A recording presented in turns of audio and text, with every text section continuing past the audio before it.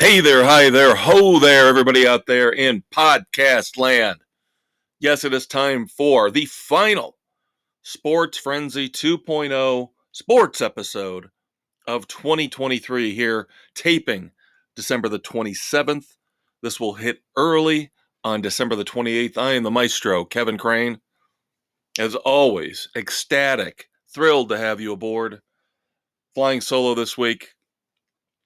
The Conquistador had some holiday issues, had to schedule something, and then it fell through. So unfortunately, still not going to be able to make it today, but he will be back next week for our first episodes of 2024.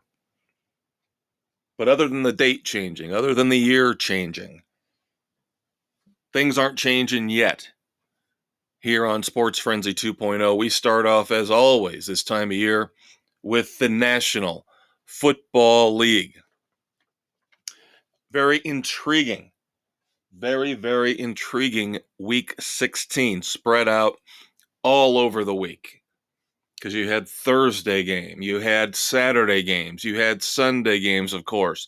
And then, of course, the NFL in a very smart move. And for a football fan, am extremely grateful to the NFL on Christmas Day for sparing me from having to watch the NBA marathon that I couldn't give two rip shits about. So thank you, Roger Goodell. You got it right. Exert your might, exert your influence.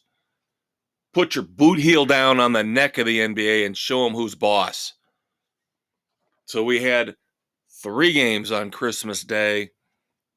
So again, the NFL Week 16 slate was very much spread out all over the place. We will look at the important, significant games of Week 16, and then, of course, we'll give you our picks for Week 17. Start off with Thursday night.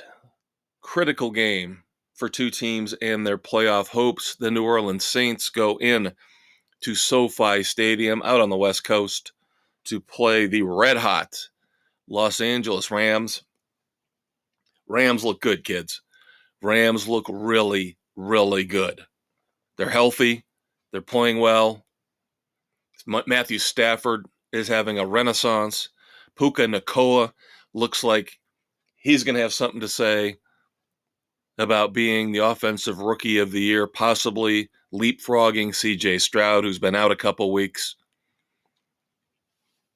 Rams win 30-22. Devastating blow to the Saints' playoff hopes. They have got a must-win game coming up here in Week 17 in Tampa Bay. But again, watch out for the Rams. The Rams are now in that wild card slot. I believe they're the number 6 seed right now as we tape. And guess who they would end up playing if the playoffs started tomorrow? The Detroit Lions. Matthew Stafford and Jared Goff going head-to-head. And, of course, those two infamously swapped teams. Goff going from the Rams to the Lions. Of course, Stafford, Lions to the Rams. The Rams end up getting their Super Bowl victory. Jared Goff has improved the quarterback position for the Lions as they have now won their first division title in, I believe, 30 years. So it's a win-win. It's a win-win for both sides. But won't that be tasty? Won't that be delicious if the Rams go to Detroit to play the Lions on Wild Card Weekend? Because the Lions did hold on. Another team desperate to keep their playoff hopes alive. The Minnesota Vikings.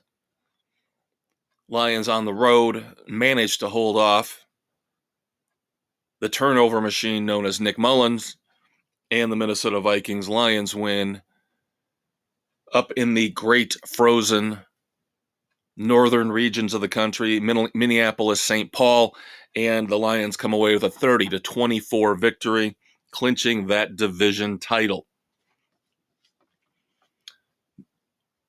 Saturday. Very interesting game on Saturday. The Steelers and the Bengals, again, two teams desperate for a victory, two teams fighting for their playoff lives. I got this one completely wrong, kids. Completely, totally wrong. I thought, okay, the Steelers are down to Mason Rudolph now, third string quarterback. They just don't look sharp. A lot of infighting, a lot of talk about how George Pickens, the wide receiver, doesn't care, didn't block in the previous game. So, of course, the drama, the ongoing drama that is the NFL, things completely do a 180. The things that you expect do not happen. Mason Rudolph plays well. George Pickens decides to show up all his haters and puts up his best game as a professional. The Bengals looked a little lost. Now, of course, they didn't have Jamar Chase, but Steelers win 34-11 in Pittsburgh. Now, on Sunday, Christmas Eve, we talked about the Lions' big win. Boy, do the Colts shit the bed. I don't care if it's a road game. I know it's difficult to win in the NFL on the road, but you go in to a dysfunctional Atlanta Falcons home stadium and you get plastered. You get out-coached every aspect of the game pretty much. The Falcons dominate. They win 29-10. They get a much-needed win to keep their playoff hopes alive, and the Colts, boy, that AFC South is a train wreck. And we'll talk more about it in a couple minutes when we talk about the Texans and the Jaguars. But the Colts fall to 8-7, still alive for the playoffs, but they have got to start winning games and get themselves right and get some momentum going. They got Jonathan Taylor back. That didn't help all that much. They lost Pittman, their number one wideout. Don't know if he's going to play this week or not. He is in concussion protocol. Colts are looking like they're a little bit in trouble. The team that looked very, very good and dominant against Pittsburgh a couple weeks ago, they're gone. Gardner Minshew is looking like a backup quarterback, not a guy who's trying to audition for a starting role like a Baker Mayfield, maybe. The Seahawks with a very, very, very impressive road win against the Titans in Tennessee, 20-17. Of course, that's following up the dramatic win when they came all the way back with Drew Lock to knock off the Eagles. And then they decide, well, Geno Smith's healthy. We're going back to Geno. And then you kind of wonder, okay, Drew Lock just showed you something. Geno Smith has been okay this year. He has not been up to the level of comeback player of the year like he was last year. But again, this is why Pete Carroll has earned my respect. Pete Carroll is one of the top 3 coaches in the NFL right now. He makes these decisions, and for the most part, they work out for him. So the Seahawks, they're back in the playoff picture in the NFC as they get above 500 to 8-7, knocking off the Titans 20-17. Game that, again, we predicted would set football back 50 years. The Commanders at MetLife Stadium to play the Jets. Of course, Trevor Siemian versus Sam Howell. And that didn't last long because Ron Rivera, on life support as a head coach. You notice this with a lot of these coaches who are on the hot seat. We talked about Arthur Smith, and now he's been flip-flopping back and forth with his quarterbacks. Is it Desmond Ridder? Is it Taylor Heineke? Is it Desmond Ridder? Is it Taylor Heineke? This is the telltale signs of desperation. And now Ron Rivera. Is it Sam Howell? Is it Jacoby Brissett? Is it Sam Howell? Is it Jacoby Brissett? Well, he puts Jacoby Brissett in as Sam Howell looked miserable and awful. Jacoby Brissett leads a major, massive comeback, gets the Commanders out front. The Jets somehow stumble and bumble their way into winning this one at the last second, 30-28. We'll have a lot more on the Jets. Foreshadowing in the third segment. You know what we do in the third segment. Dumbass! We talked about the AFC South and how it is a jumbled mess right now. The Texans did not help themselves. Of course, C.J. Stroud's still out. He's suffering through a concussion. So Case Keenum could not win at home. Cleveland Browns playing exceptional football, yes, with Joe Flacco. Really, really need to consider Kevin Stefanski as coach of the year. I mean, he has done an unbelievable job. Think about how many quarterbacks he has had to go through. I believe Flacco is the fourth quarterback of the year for Cleveland. Browns convincingly win down in Houston, 36-22. So they are firmly in charge of that number one wild card slot. The Texans dropped to 8-7, so they are 8-7. The Colts are 8-7 in the AFC South, and now the Jacksonville Jaguars. Just about a month, 4 or 5 weeks ago, we were thinking they could be fighting for the number one seed. We at least thought they were going to have an easy cakewalk to the division title.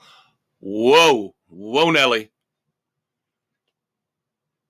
Trevor Lawrence is banged up, not playing well. The Tampa Bay Buccaneers, on the other hand, in the Battle of Florida, sorry, Dolphins, you had another more important game going on. Jacksonville and Tampa Bay, down at Raymond James Stadium, Buccaneers dominate. Baker Mayfield looking fantastic. Comeback player of the year. Buccaneers win 30-12. Now, the Buccaneers are in charge of their own destiny, and they can get a home game if they can hold on and win the NFC South, which is, by the way, no better than the AFC South. But the Jaguars are an intriguing, interesting story because Trevor Lawrence isn't exactly turning out to be that number one pick, that messiah that everybody thought he was going to be. I don't know what the excuses are now. You've got a legitimate head coach. You've got a legitimate number one running back in Travis Etienne. You've got weapons with Ridley. I know Christian Kirk is done for the year. Evan Ingram, one of the top 5 tight ends in the NFL. And you cannot win. You're barely above 500 now at 8-7 in that clusterfuck that is the AFC South. I'm going to tell you right now, I know the division winner gets a home game, but whoever wins the AFC South, they're going to be out. They're going to lose their home game, and they're going to be out. Because if somebody like Buffalo comes in, or you get a red-hot Raiders team who somehow gets to the point where they can slip into the playoffs, or the Browns, it's most likely going to be the Cleveland Browns, who would go down to Jacksonville or go to Indianapolis or go down to Houston. Cleveland will destroy any of those 3 teams. And then, of course, the marquee, one of the marquee games of the weekend. There were a couple. Dolphins once again show the Cowboys are a fraud, especially on the road. Dolphins beat the Cowboys down in Miami 22-20. Dolphins now sit at 11-4.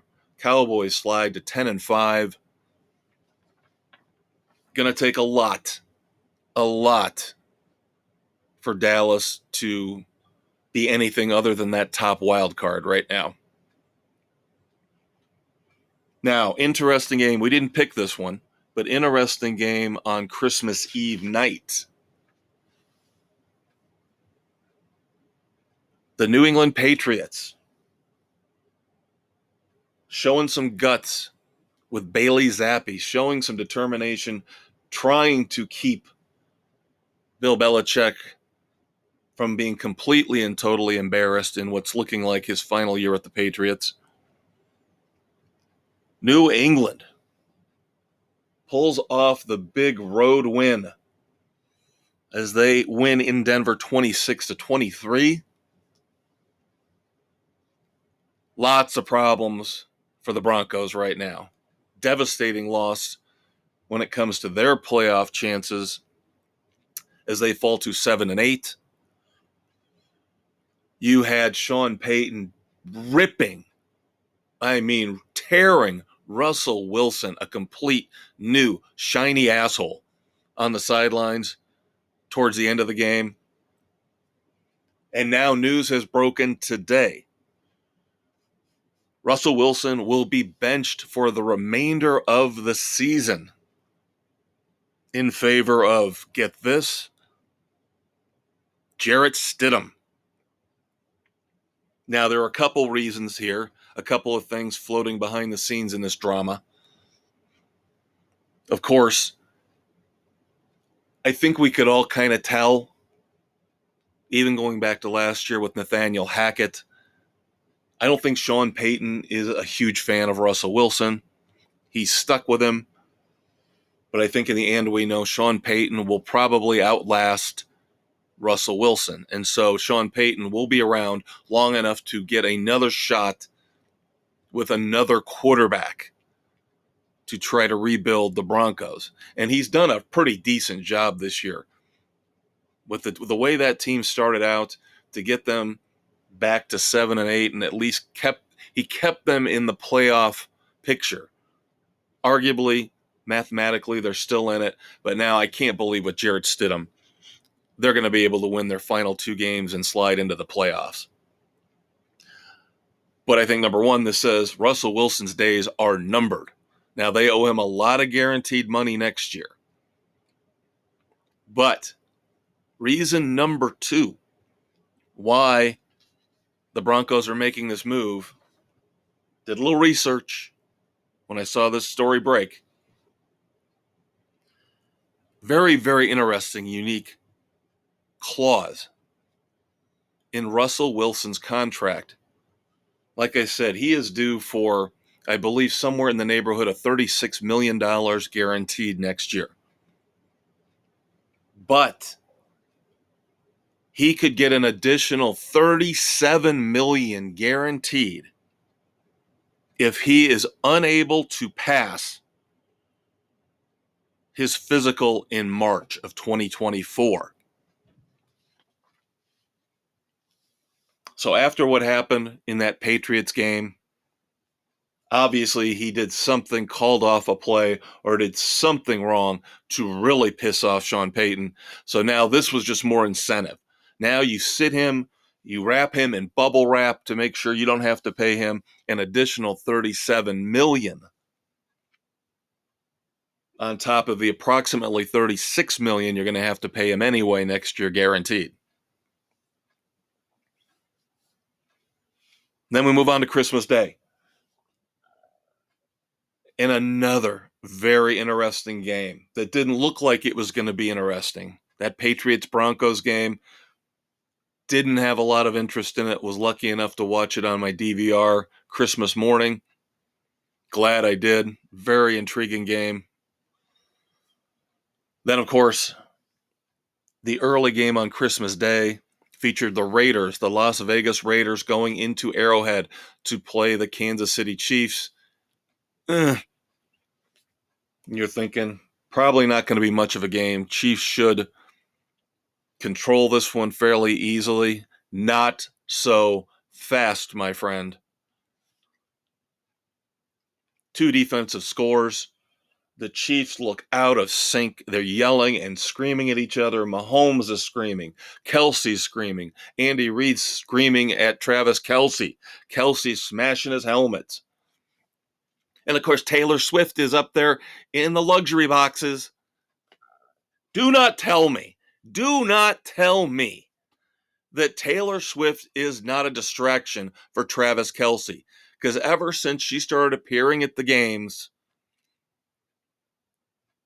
and they have made their love known, they have professed their love for each other in public, he has been garbage as a tight end. I would be shocked if he's even been one of the top 10 tight ends in the league since that day, that infamous game when Taylor Swift showed up with Patrick Mahomes' loopy wife and, of course, Mom Kelsey up in a luxury box, what was it, a couple months ago.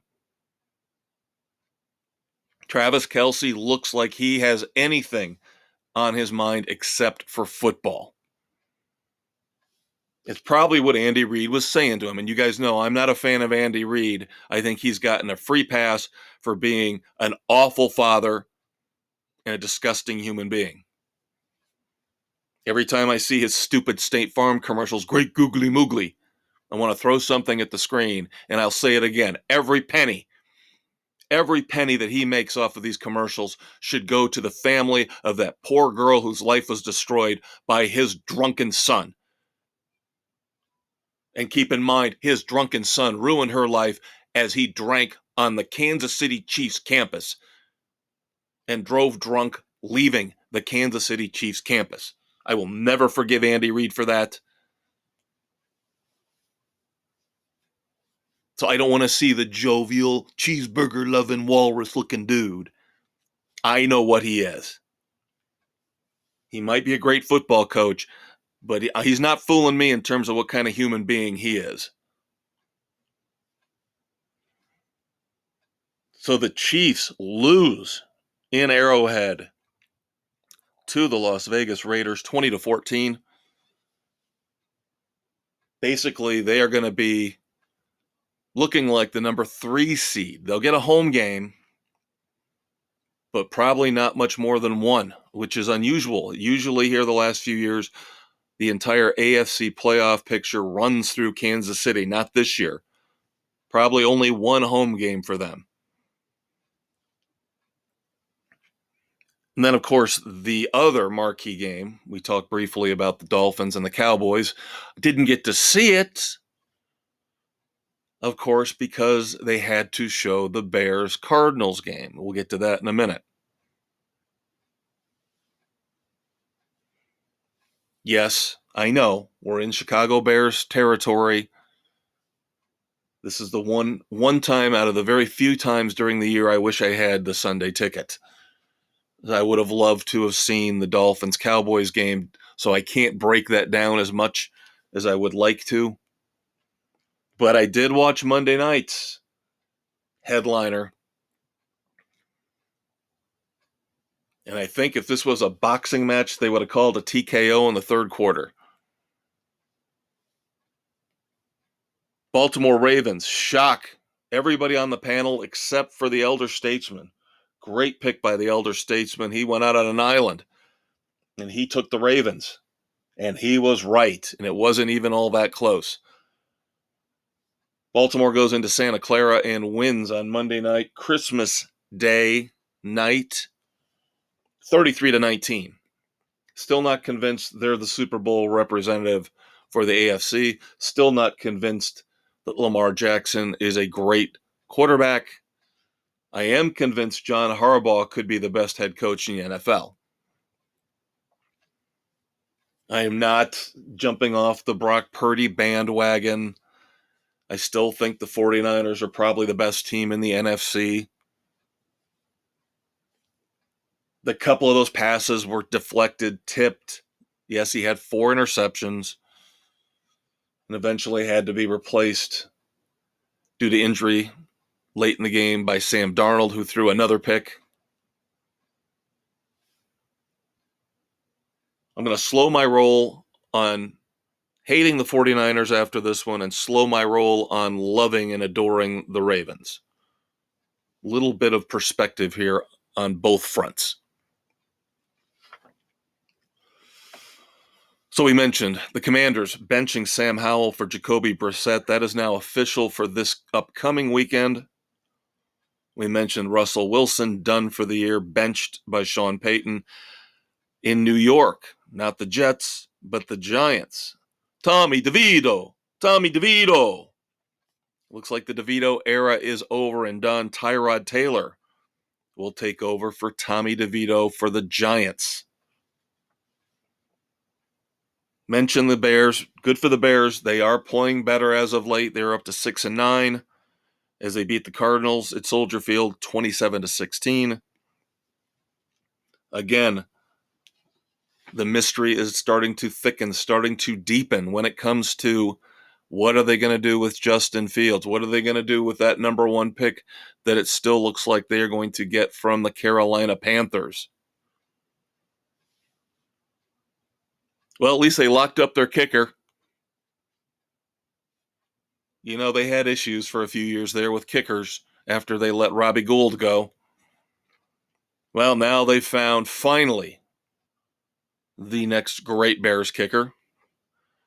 Of course, he's been there for a few years, but Cairo Santos gets a 4-year, $16 million extension, $9.5 million guaranteed. Broncos, more trouble for the Broncos. Sean Payton is done with safety Kareem Jackson. Another one of these guys, kind of like a headhunter. 2 suspensions this year. They let him go. His old team, the Houston Texans, DeMeco Ryans, they claim him to get some secondary help in their push to get in the playoffs and win the AFC South. Big injury news. Now, we talked about Trevor Lawrence. He's got a sprained AC joint in his throwing shoulder. He is day-to-day, as we all are, but much more devastating news for the Minnesota Vikings. Tight end who is 10 times better right now than Travis Kelce. Best tight end in the NFL this year, TJ Hawkinson. Devastating knee injury, tore his ACL and his MCL, throwing not only the rest of this year for him into doubt, but a large chunk, if not all, of 2024. Not good. Not good at all, and he was playing unbelievably well this year. Then finally, going back to the Giants, bad news for them in terms of a former player, former Giant running back Derek Ward, arrested on 5 counts of robbery. So the Giants are not having a great year. Not by a long shot. But lots of these teams right now, we just recapped so many headlines, melodrama going on with a lot of these teams. This has been a very bizarre NFL season. Not great in terms of quality of play, but a lot of headlines and a lot of drama. A lot of it bad. And we're not done yet. We've got more coming. Our picks in the next segment. We've got spillage, as Dave would say. So our picks for NFL Week 17 coming up right after a quick promo break, and then we will jump right into the third week of the Great Equalizer, our NCAA Bowl picks. And this is where it gets really interesting, kids, because this is where we get the New Year's Day Bowls and, of course, the 2 national semifinal games. So you do not want to miss segment 2, NFL picks, college recap, and most importantly, the big-time bowl picks. Quick promo. I'm the Maestro, Kevin Crane. Sports Frenzy 2.0. We'll be right back. Hi, I'm Patrick, not Pat, Mahomes, Super Bowl champion and MVP. And when I'm not trying to keep my wife and brother in line, I'm listening to Sports Frenzy on Spotify, Google, Radio Public, Pocket Cast, Apple, Overcast, Castbox, Stitcher, Amazon, and Audible. Brittany, come on, stop posting on Twitter. Jackson, will you please get off TikTok? Man, it's times like these I really miss doing stupid, silly State Farm ads with Coach Reed. All right, welcome back. Sports Frenzy 2.0. I am the Maestro, Kevin Crane, flying solo this week. It's the holiday season. I'm benevolent. I give the people I work with time off. Who am I kidding? Dave wants to show up, he shows up. If he can't, he can't.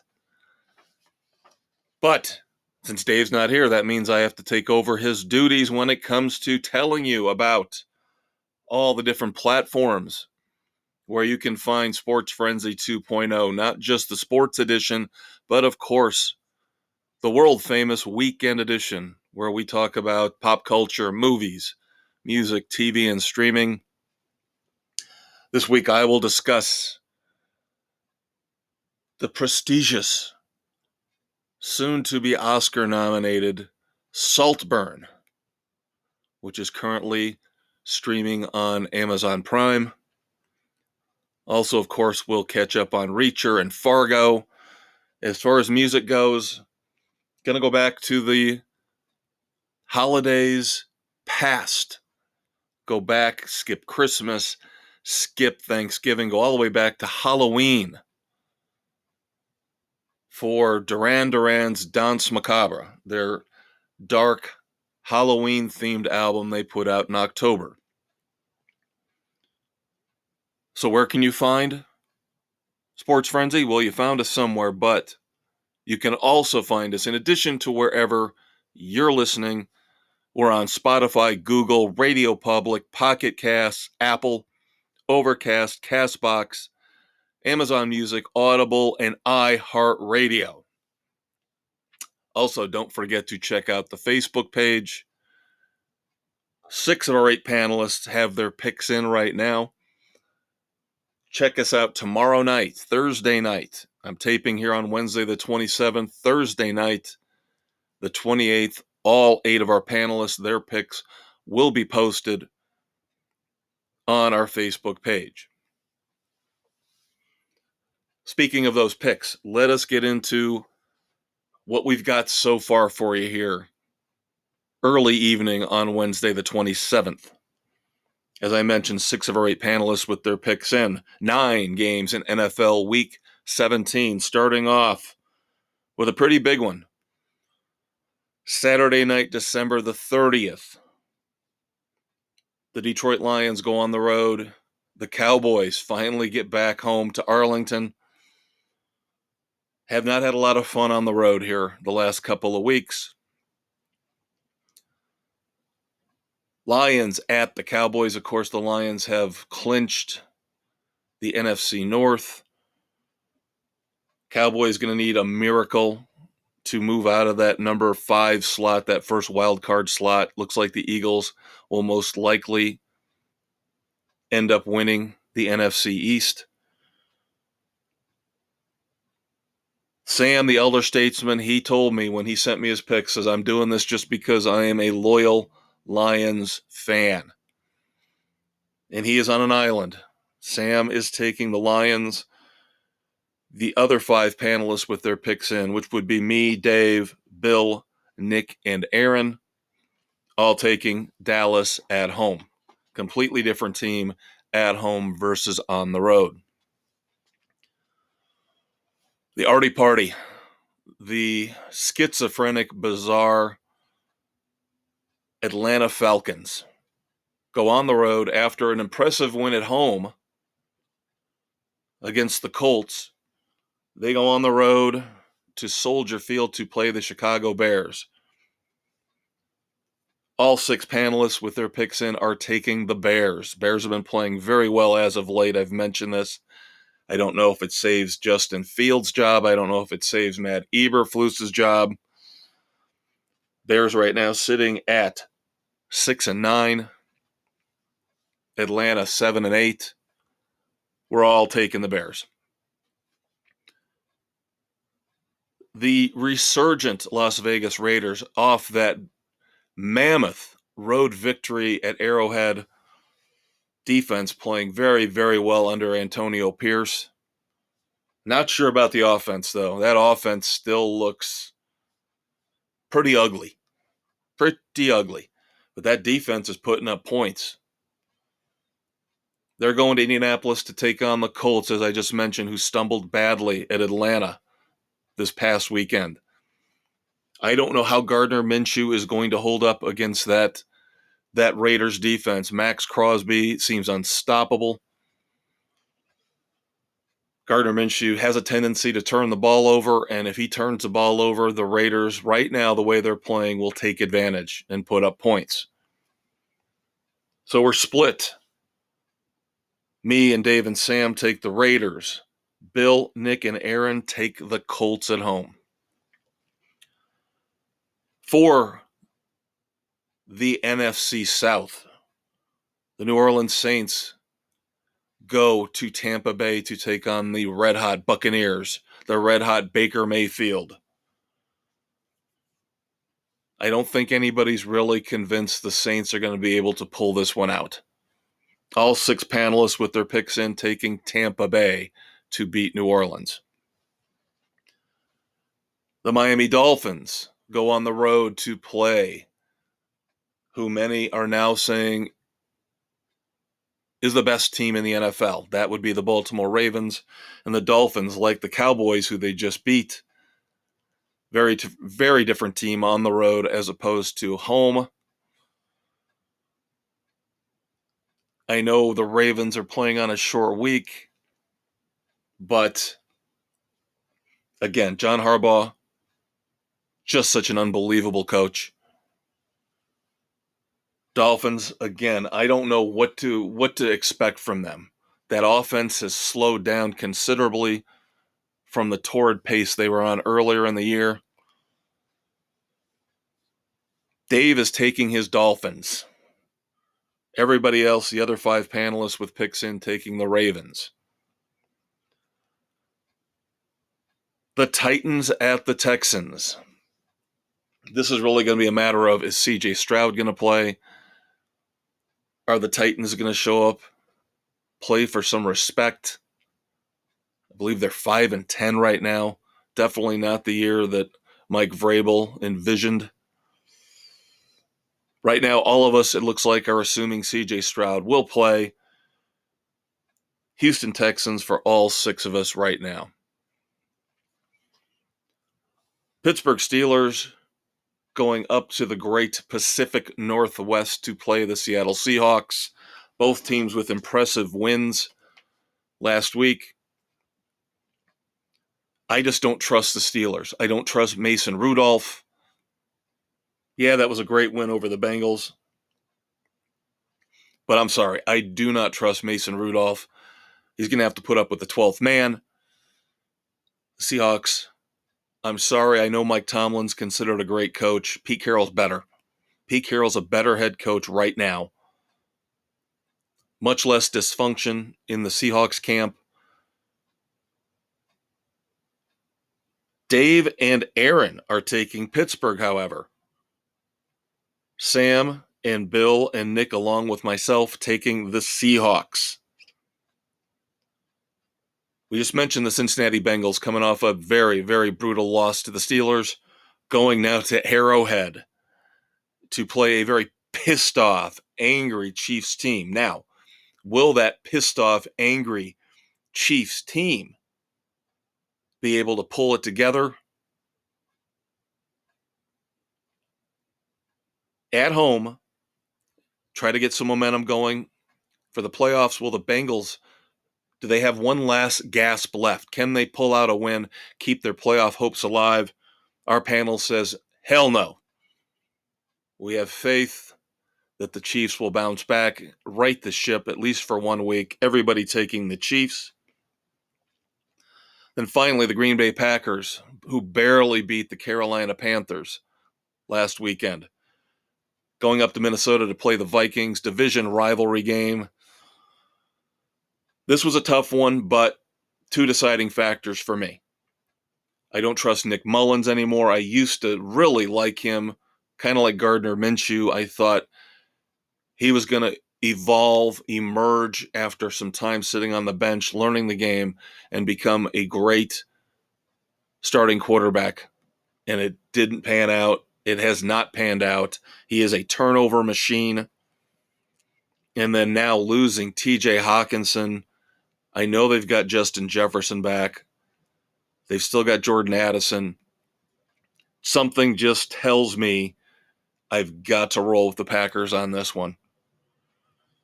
Nick and Aaron are taking the Vikings. Sam, Bill, Dave, and I take the Packers. All right, let's move on to the college ranks, shall we? Couple headlines before we move on to recapping some of the bowl games and then looking ahead to our picks for the big bowls coming up over the next week or so. We had National Signing Day. And by all accounts, it looks like, based on what Rivals is saying, one of the top recruiting rags out there, Georgia once again rules the day. Georgia got the number one class according to Rivals. My Miami Hurricanes did not do badly at all. They ended up number 4 according to Rivals. Notre Dame ends up number 9. So all in all, not bad for Notre Dame and Miami.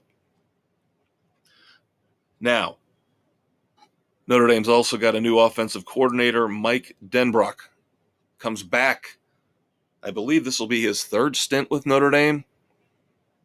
He is leaving behind Brian Kelly as LSU's offensive coordinator to rejoin the Fighting Irish. So, as opposed to me making fun of them bringing in the wide receivers coach from Wisconsin, because, of course, we all know about that dynamic Wisconsin passing attack, this sounds much better. LSU's offense was fantastic this year, so this could indeed be a fantastic hire for the Irish.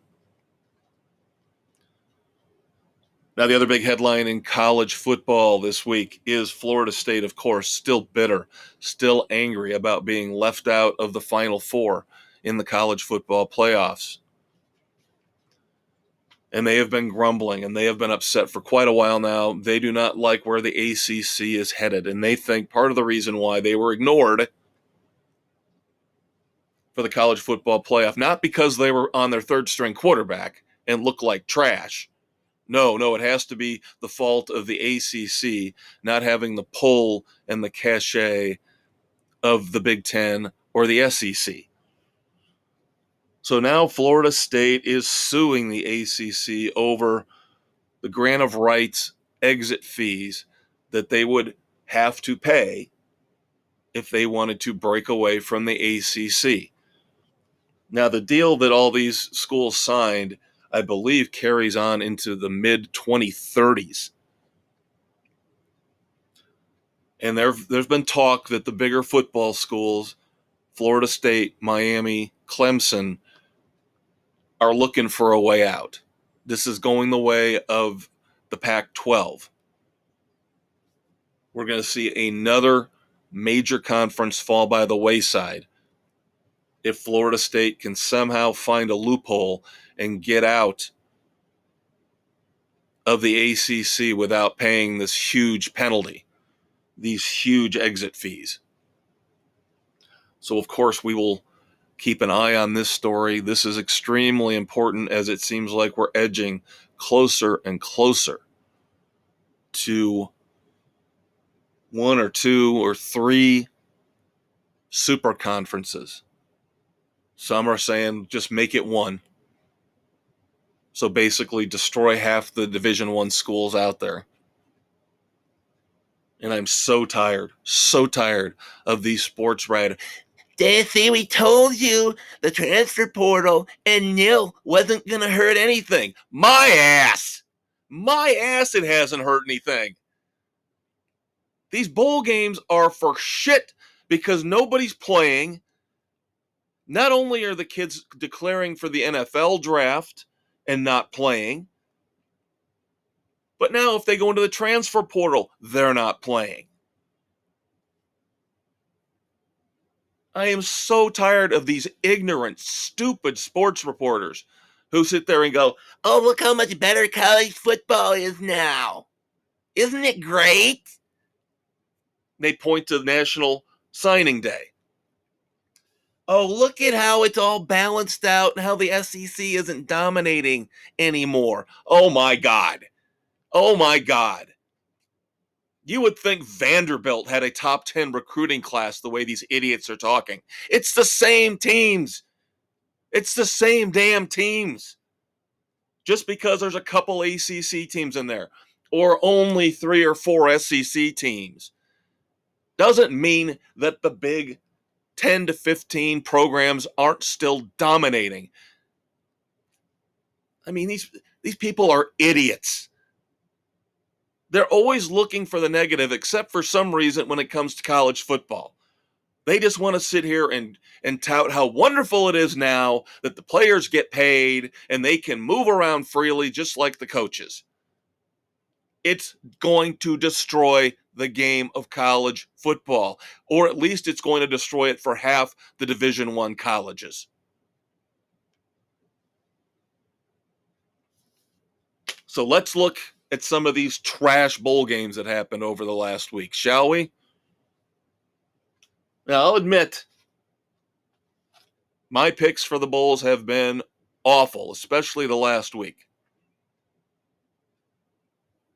I started off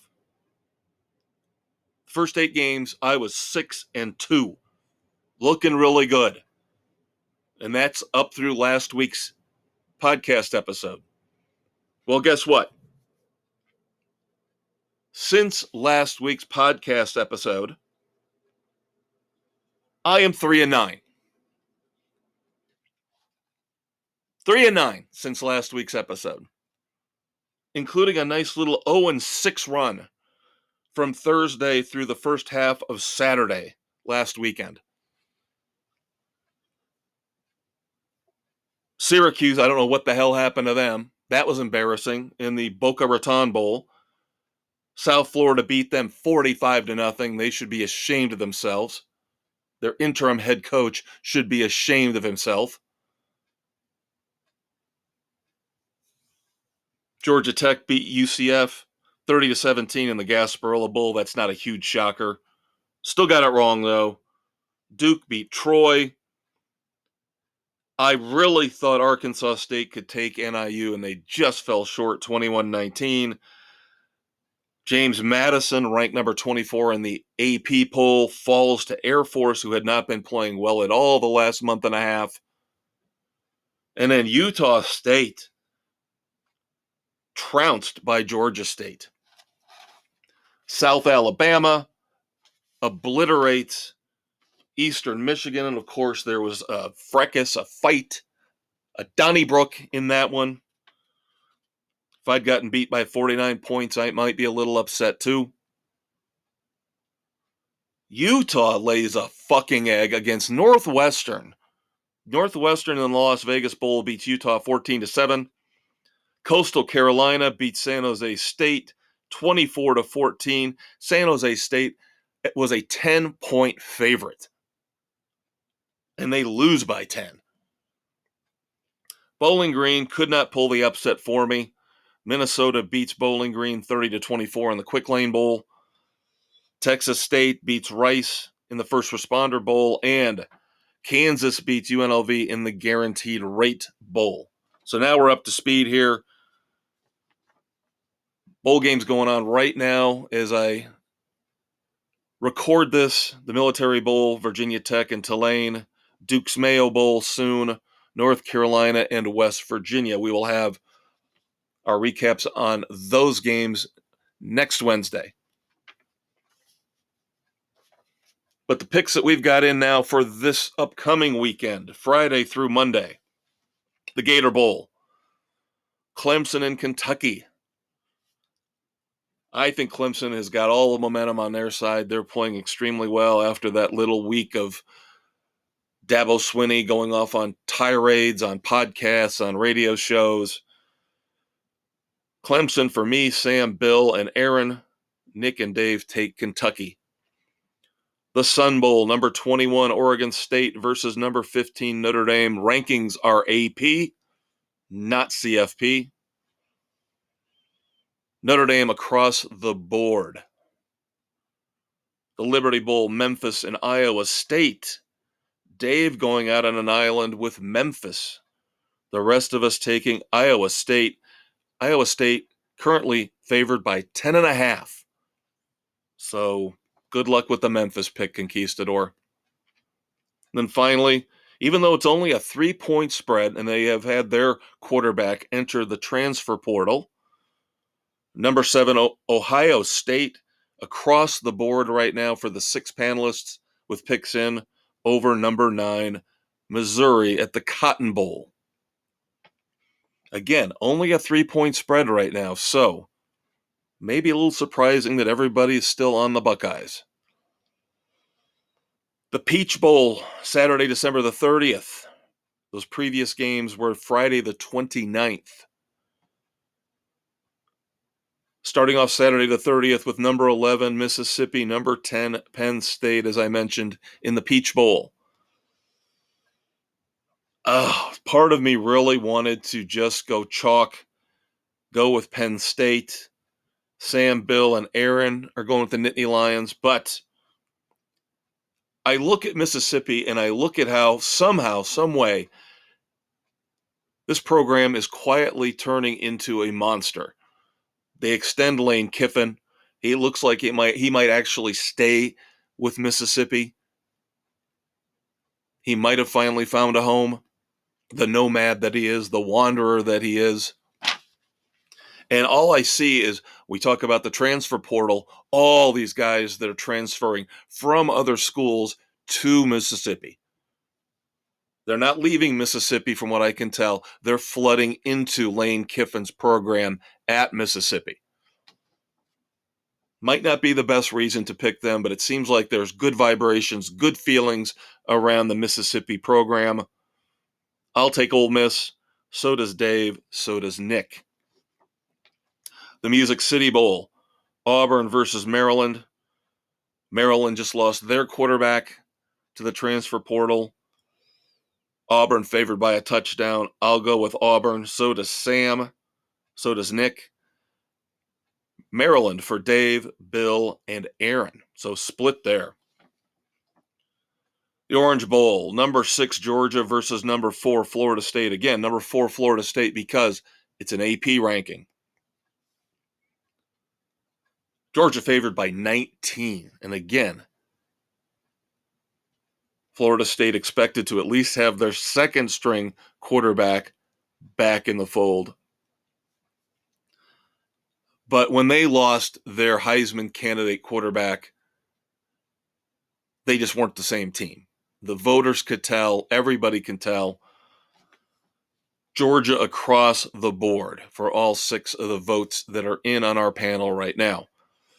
Finally, on Saturday the 30th, the Arizona Bowl, Toledo versus Wyoming. I'll go with the same logic I've been using here with just these picks. I didn't do as much of a deep dive on some of these past bowl games, but these big ones, trying to find some major reason to pick one team or the other. Now, the Arizona Bowl isn't really a major bowl, but Toledo lost their quarterback to the transfer portal. The point spread has shifted. Was 3 points in favor of Toledo, now 3 points in favor of Wyoming. I believe it's because of Toledo losing their quarterback. I'll take Wyoming. So does Sam. Dave, Bill, Nick, and Aaron, though, are going with Toledo. The New Year's Day Bowls. Monday, January the 1st, the ReliaQuest Bowl. Wisconsin versus number 13, LSU. I don't know how this is only a 10-point spread in favor of LSU. Now, Aaron's taking Wisconsin. The other 5 panelists are taking LSU. I think this is going to be a bloodbath. Easily a win for Brian Kelly and LSU. It's just a bad matchup. I don't see how Wisconsin keeps up with LSU. Even though Jaden Daniels heading for the pros, we know that. I still think LSU will be fine.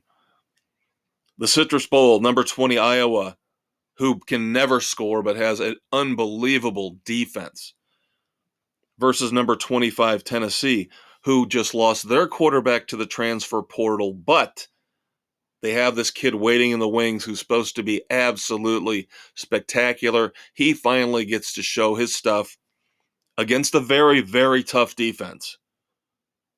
Iowa for Dave and Nick. I'm still going with the Vols. They got to be able to stumble into 15 or 20 points. And that's going to be well more than enough to beat Iowa. So I'll take the Vols along with Sam and Bill and Aaron.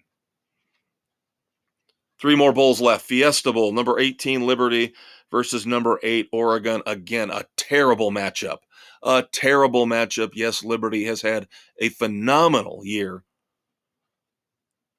16.5 point spread in favor of the Ducks. Guess what? All 6 panelists taking Oregon. And then we've got the 2 national semifinal playoff games. The Rose Bowl, number 5 Alabama, yes, again, AP ranking, versus number 1 Michigan. I just like the way Alabama has been playing lately. Yes, they got very, very lucky in the Iron Bowl against Auburn, but I think that was a wake-up call for that team. They might be using that as a clarion call. They're the team of destiny. And I loved how they beat Georgia. We've got 5 of the 6 panelists with their picks in taking the Crimson Tide. The lone dissenting vote for number 1 Michigan. Dave, the Conquistador, taking the Wolverines. Everybody else taking Alabama. And then finally, the Sugar Bowl, number 3 Texas against number 2 Washington. I think we're going to set this up for a revenge game. I think we're looking at Alabama, Texas for the national championship. Saban versus Sarkisian. I will take Texas to win an exciting, close game against Washington. You guys know how much I love Michael Penix, but I think Texas wins this. Sam agrees. So does Bill. So does Aaron. 4 votes, 4 picks for the Longhorns. Dave and Nick are going with the Washington Huskies.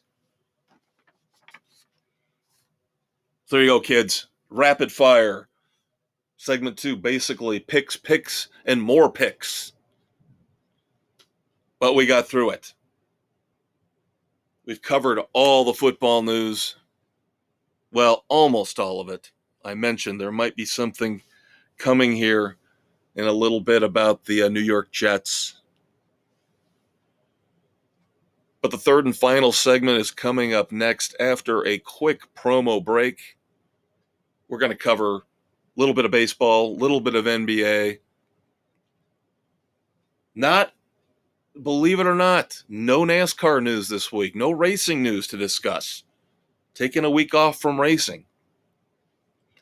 But of course, we have a couple moments of silence and then one huge, glorious, could be the dumbass of the year with how many times he has made it to the Red Foreman Dumbasses of the Week throughout 2023. And this might be the one that takes the cake and gives him the crown as Dumbass of the Year. You'll have to stay tuned for the third and final segment to find out who I'm referring to. I'm the Maestro, Kevin Crane. I'll be right back. Hello, friends. Are you tired of the boring sports analysis you get from the major outlets? If so, join the Maestro and the Conquistador for a riveting discussion of all sports topics on Sports Frenzy 2.0. Available on Spotify, Google, Apple, and wherever podcasts are available. Okay, everybody, third and final segment here on December the 27th, 2023, episode 52 of season 3, the final episode of 2023 for Sports Frenzy 2.0.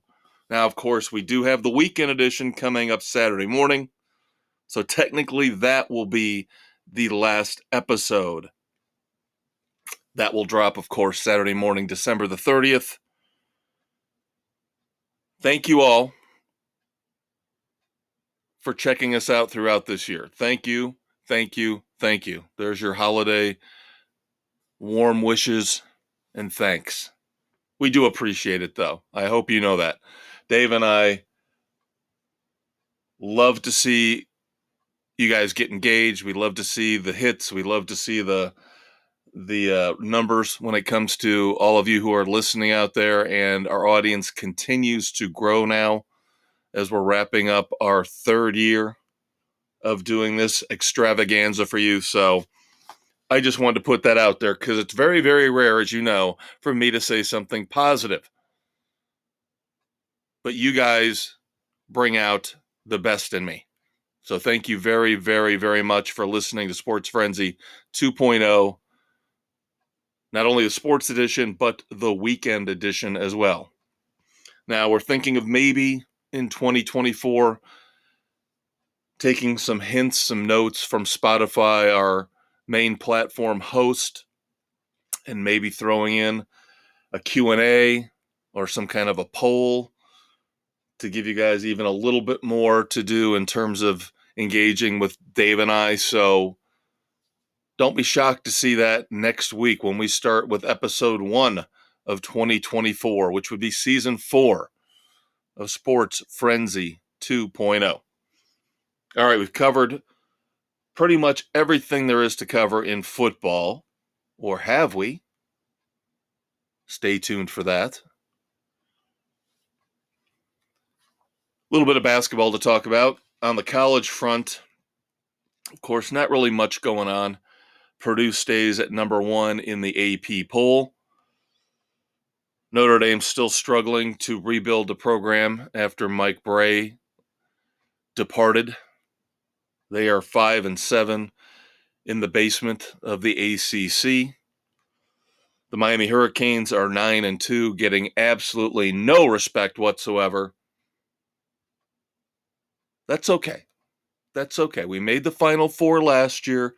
We showed you guys you were wrong. We're going to show you you're wrong again. Really, the ACC is getting very, very little love from the AP voters. As Miami, just because they lost 2 games, plummeted out of the top 25. Little bit overreaction, if you ask me. That's okay. It's just the start of the season, many, many months to go. The Hurricanes will prove you wrong again. Jim Larinaga will prove you wrong again. In the NBA, my Orlando Magic are 18-11. Looking right now like it's probably going to be 18-12, as right now they are struggling to keep up with the Philadelphia 76ers down in Orlando. Not over yet, but it's not looking good. So 18-11 at this moment while I tape. Probably looking at 18-12 by night's end. Still, unbelievably impressive start for Orlando. Of course, I say impressive start. 30 games into the season. well over a third of the way through. So hopefully the momentum will continue for the Magic. I would just like to see them this year make the playoffs, not the play-in tournament. I'd like to see them finish in the top 6. They're young. They're well coached. I think they can do it. Cautiously optimistic. Now, a team that should not be cautiously optimistic, that should be out and out fucking pessimistic, is the Detroit Pistons. You know the story. It's been going on for weeks. Well, now it has hit almost rock bottom as the Detroit Pistons stand at 2-28 on the year, and they have set the single season losing streak record. 27 straight losses within a single season for the Detroit Pistons. Now, they've still got a game or two to go. I think a game to tie and 2 to own the out-and-out record for any losing streak in NBA history. I believe the 76ers hold that mark, but they accomplished it throughout the end of one season and the beginning of the next. So we'll report to you next week and see if the Detroit Pistons do set the mark for futility in NBA history. And again, if you guys didn't hear me bring this up recently, I just want to point this out. The Pistons sit at 2-28. The San Antonio Spurs sit at 4-25. These two teams coached by Greg Popovich, Monty Williams, the two highest paid head coaches in the NBA. Do the math, kids. I just gave it to you. Combined 6 wins,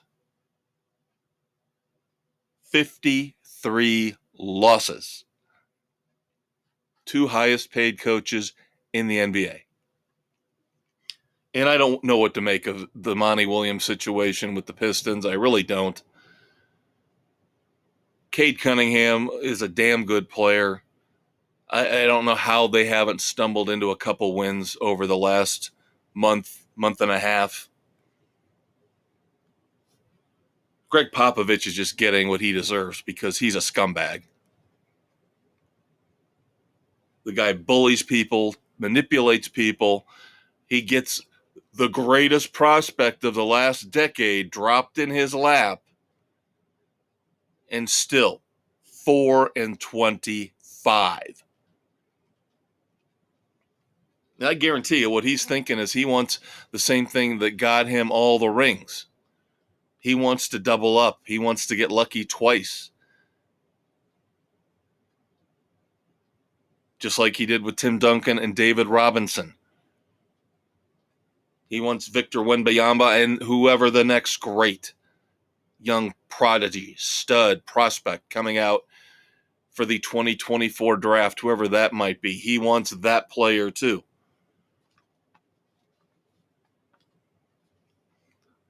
Bad news out of Denver. Nuggets. Aaron Gordon. Of course, Aaron Gordon, I know him very well as he used to play for the Orlando Magic, drafted by the Orlando Magic. Very, very solid player for the Nuggets. Attacked on Christmas by the family dog. Had to have 21 stitches in his face and in his shooting hand. So he will be away from the team for a while. Definitely needs time to heal up. It sounds like the Nuggets handling everything exactly as they should, supporting him. He'll get all the time he needs to heal up and return to the Nuggets lineup.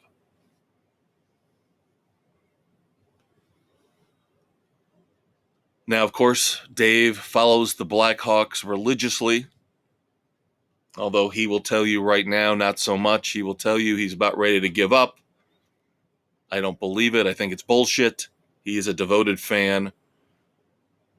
It's just a rough patch for the Blackhawks. Right now they sit at 10, 22, and 1, 21 points, tied for dead last in the NHL with the San Jose Sharks.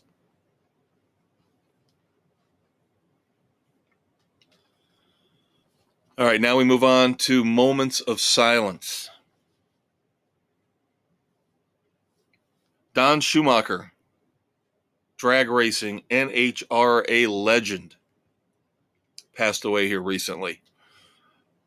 Thoughts and prayers to his family and friends, the racing community in general. Herb Cole, former Milwaukee Bucks owner and former U.S. Senator, just passed away. And the man who replaced Cal Ripken, as Cal Ripken chose to end his consecutive games played streak, legendary streak, one of the most impressive, if not the most impressive streaks of any kind or type in sports history. But the man who took over for him, Ryan Miner, unfortunately passed away here within the last week at a very young age. I believe he wasn't even 50. I think he was 48. Way, way, way too young. Way too young. So, of course, thoughts and prayers to the family of Ryan Miner, along with the family and friends of Don Schumacher and the Milwaukee Bucks community for the passing of Herb Cole.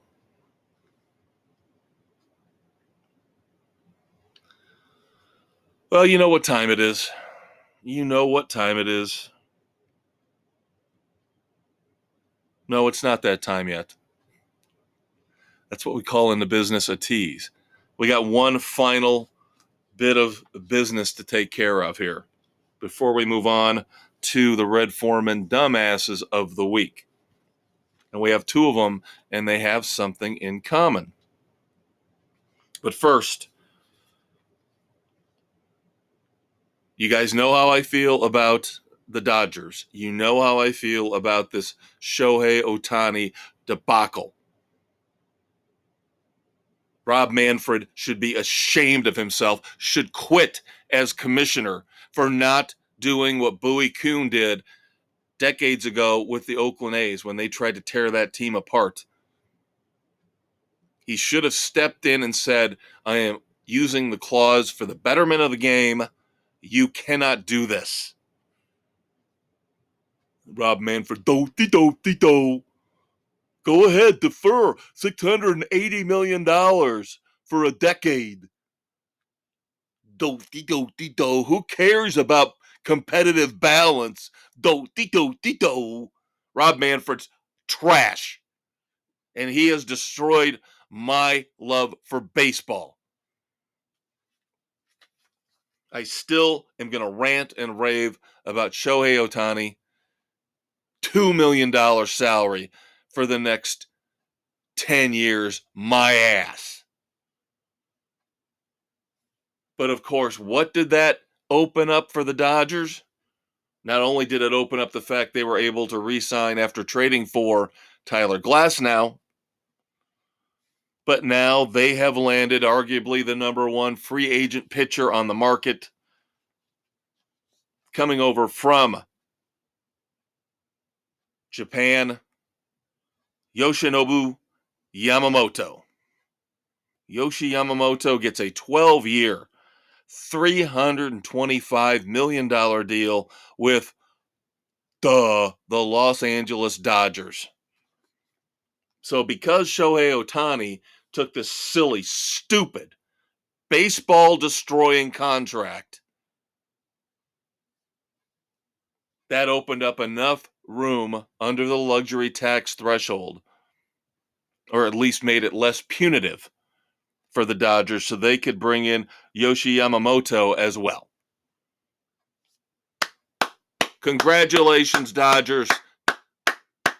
Thanks for showing you don't give one rip shit about the sport of baseball. And I know that's not their obligation. That's not their responsibility. Their responsibility is to win. However, they're doing it the wrong way. They, in my eyes, are cheating the system. And again, if we had a commissioner with any balls, any cojones, he would have stopped the Shohei Ohtani deal in its tracks and said, you want to sign the guy for $700 million?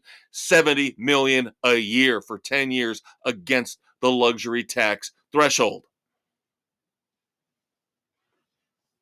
Because you know damn well in years 11 through 20, the Dodgers are just going to find a way to weasel out of it and figure out some new creative bookkeeping way to hide that money, to stash that money somewhere else. Do you really honestly think for 10 years they're going to take a $68 million hit every year? Bullshit. No way. No way are they doing that. They will find another loophole, another way around the system. And if Rob Manfred, God help us, if Rob Manfred is still in charge in 10 years, he'll go, do-de-do-de-do. Go ahead and do whatever you want. Because you're the Dodgers. I am so sick of Major League Baseball. I am so sick of competitive imbalance, nobody doing the easy, simple things that are needed to be done to keep a competitive balance in Major League Baseball. Dave and I have railed on this for over a year. You need a floor as well as a hard cap. You've got to make the Pirates, you got to make the Reds, you got to make the Royals, you got to make the A's spend at least $100 million every year on payroll, and you've got to cap all the other teams. Yes, the Yankees, the Mets, the Dodgers have got to be capped at $250 million. It's not rocket science. It's not that hard. And again, I think the owners of the Pirates, the owners of the Royals and the A's would be livid with this deal because it's cheating them out of revenue sharing money. Because they get a lot of money when teams go over the luxury tax threshold. Now they won't be getting nearly as much from the Dodgers because the Dodgers cheated. Maybe not directly. They cheated the spirit of competitive baseball. They cheated the spirit of competition in Major League Baseball. And they can go to hell. And I'm not watching. I'm not paying for the marquee network to watch the damn Cubs put up another mediocre year because I'm beginning to wonder if they care anymore. And I don't want them to go out and spend $250 million on Cody Bellinger. You know, Scott Boras, that idiot, that greedy bastard, you know, he's going to try to push the Cubs to give Bellinger a ridiculous contract. And it's going to bite the Cubs in the butt. Stay away. Go after some other more team-friendly free agents, team-friendly in terms of what they'll sign for, than Bellinger and Boras. Scott Boras and Rob Manfred. Destroying baseball. They destroy baseball, and you're going to say, Boras has been doing this for years, Kevin.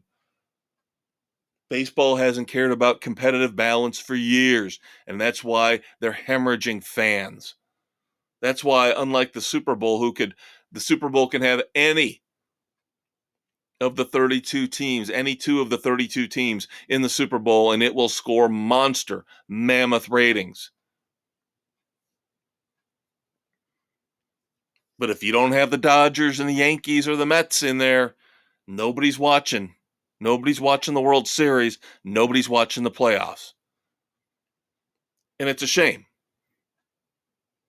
In no way, shape, or form am I trying to insult the Texas Rangers or the Tampa Bay Rays. I'm just saying, you compare the two sports and you can see the glaring differences in how they're run. One is run for the most part extremely well, and the other run for the most part very badly. All right, so now we pivot.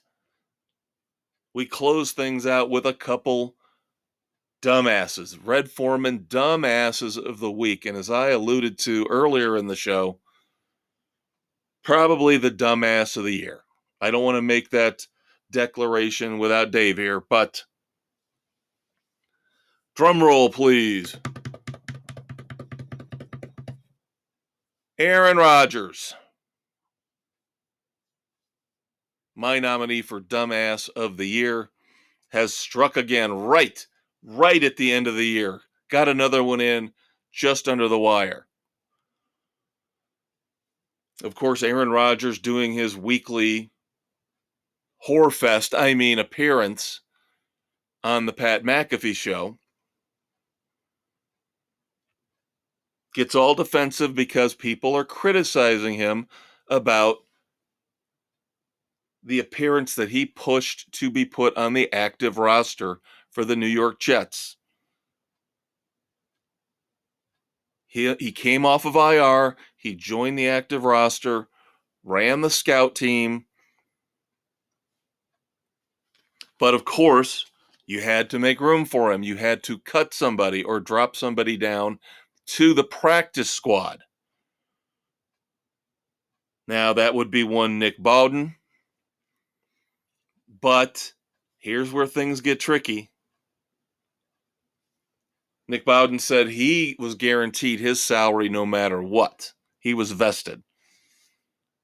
So he didn't lose any money by being cut from the active roster and moving down to the practice squad. Here's the part that gets overlooked. Don't you think they had to get somebody off the practice squad, cut somebody from that roster in order to make room for Nick Bowden? Just saying. How Aaron Rodgers thinks the math works one way in his favor, but ignores the math that doesn't work in his favor. But it gets better, of course, because Mr. Defensive Aaron Rodgers, who thinks the entire world revolves around him, who thinks he shits golden nuggets when he's not sticking oils and creams and exotic lotions up there, says, well, why don't you take a closer look at my critics and see where they stand on the COVID vaccine? Because I guarantee that's a big reason why a lot of them are calling me out for these other things.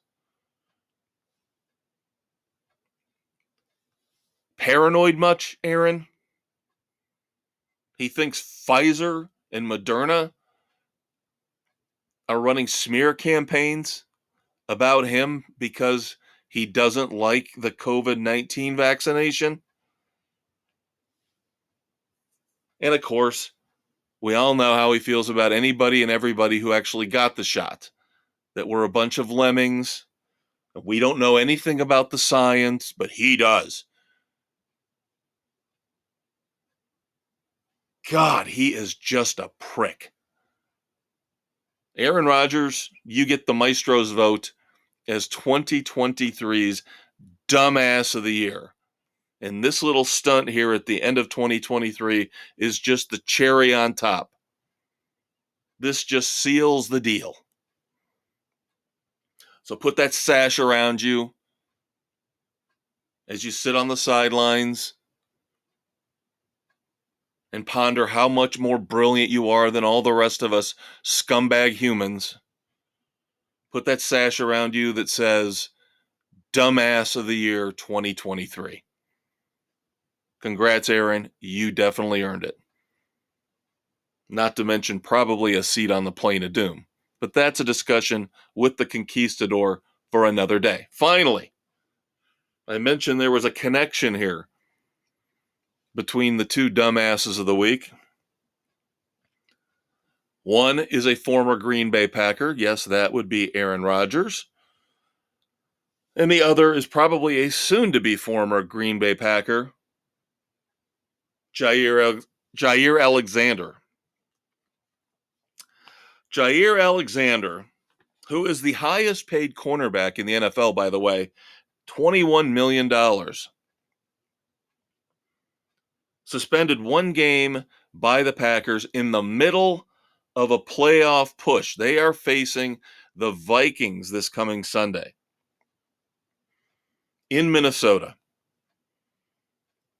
Loser most likely will be out of the playoff picture. The winner still will have a shot at getting in. Critical, crucial game.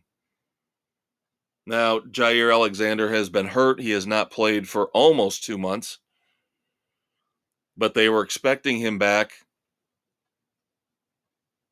to hopefully match up with Justin Jefferson. Not any longer, because Matt LaFleur runs that team. He might not be my favorite coach, but I definitely think he's a good coach. And he is in charge of that organization. They showed Aaron Rodgers the door. Brilliant on their part, by the way. And now they're getting ready to show Jair Alexander the door. What did Jair Alexander do, Kevin? Well, Packers barely beat the Panthers down in Carolina. In the Charlotte area, of course, is where the Carolina Panthers play. Charlotte, North Carolina. So Jair Alexander is from the Charlotte area. So, when it comes time to do the coin toss, the Packers have a system where they rotate the captains that they will send out to call heads, tails, and decide whether they're going to receive or defer.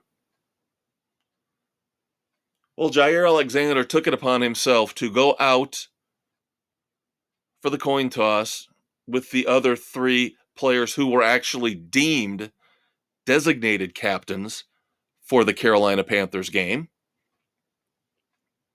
He runs out there with the other three, and then he decides to make the call on the coin toss. Now, the problem is, you got to be very careful. You guys know we've seen this in the past. You got to be really careful with how you call the coin toss if you win it.